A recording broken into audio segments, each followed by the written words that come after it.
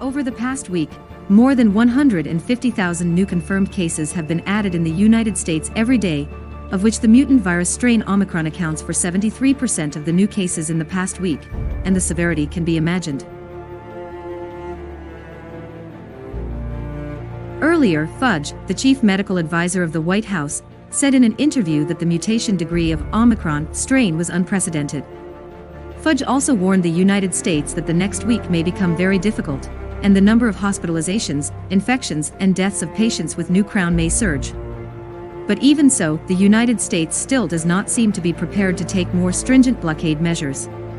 On December 21st, New York City Mayor Beth Howe said that, "We will subsidize US $100 for citizens vaccinated with the booster injection of the new crown vaccine, and insist that we will not implement the new anti-epidemic blockade measures." You know, novel coronavirus pneumonia has already seen a record infection in New York before the announcement. In 2 weeks, the number of confirmed cases of new crown pneumonia increased by more than 80%. In this context, Howe can still say such irresponsible words, obviously ignoring the safety of people's lives. At the same time, other states in the United States do not seem to be aware of the seriousness of the situation, and relevant regions have not implemented more stringent epidemic prevention measures, and still adhere to the past old-fashioned negative American anti-epidemic experience.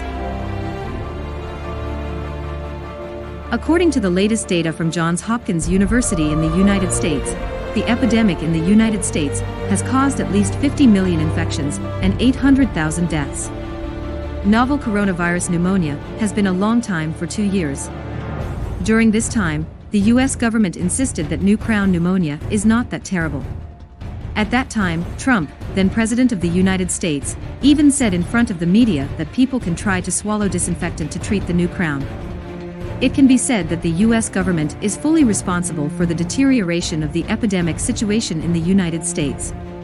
From the practice of the United States in fighting the epidemic, it can be seen that the United States, which boasts itself as a human rights country, seems to have given up protecting the most basic human rights of the people.